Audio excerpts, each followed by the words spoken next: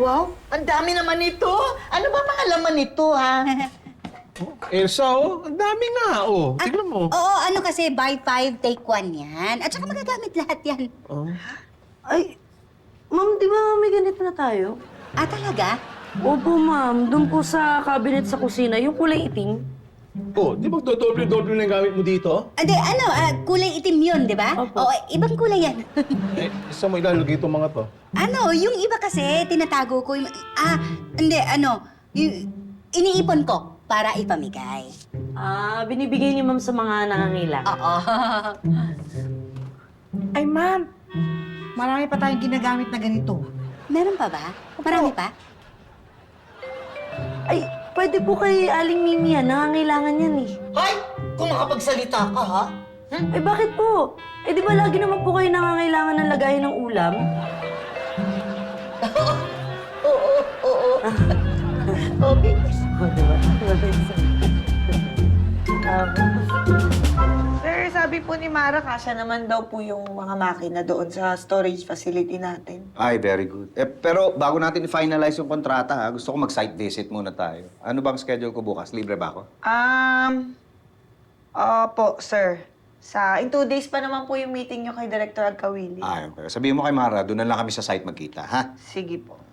Sir, Oh. regarding po ulit doon sa meeting nyo with Director Agkawili, Oh, bakit?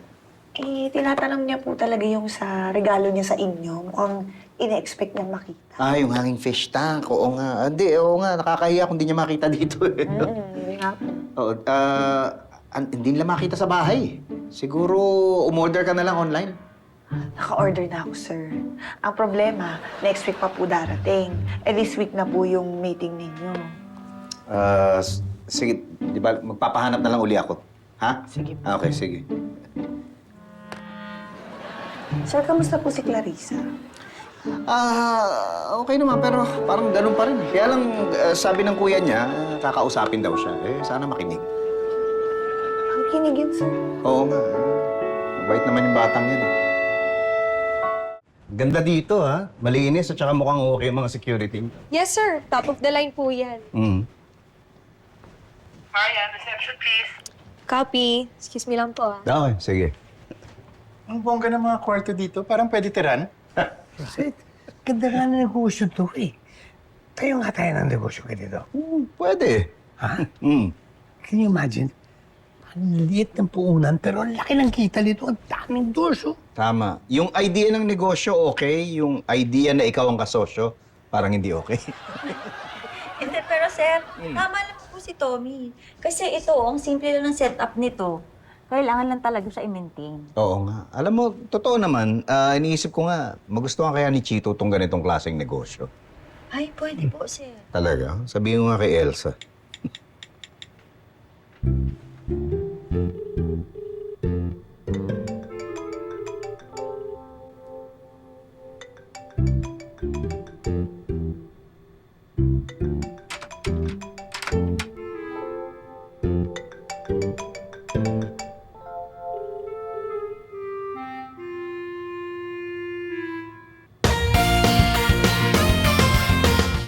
Hello?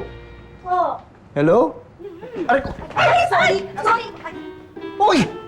Ginagawa mo dito? Hala ko may pupuntahan ka. Oo! Ma'am? Oo, yung... Hindi niyo naman pala sinabi na dito rin kayo pupunta. Sana sumabay na lang kayo sa amin ni Sir.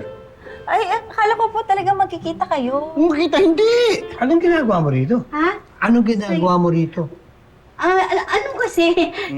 Ma'am Elsa! Nakalimutan niyo po yung susi niyo. Magkakilala po ba kayo? Ang tagal na. O kaya nga ako nagtataka ba't nandito to eh. Madalas po si ma'am dito. At least once a month. Marami po kasi siyang nilalagay sa storage niya. Madalas once a month. Naku, dami. Pinakamalaking storage pa ngayong kinuha ni ma'am. Pinakamalaki! Yes, sir! Punong-puno po yun. Ma'am, pwede po ba namin masilip yung unit nyo? Ha? Ay, para malaman lang po namin kung ano yung mga gamit na pwedeng kumasya. Tignan natin kung gaano karami. Tara, tara, let's go. Silipin natin. Tara po. Tignan natin. Sige na.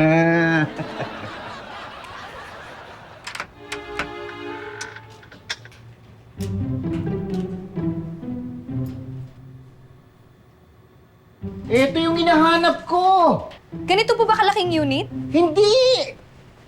Ito yung hinahanap ko! Itong hanging fishbowl!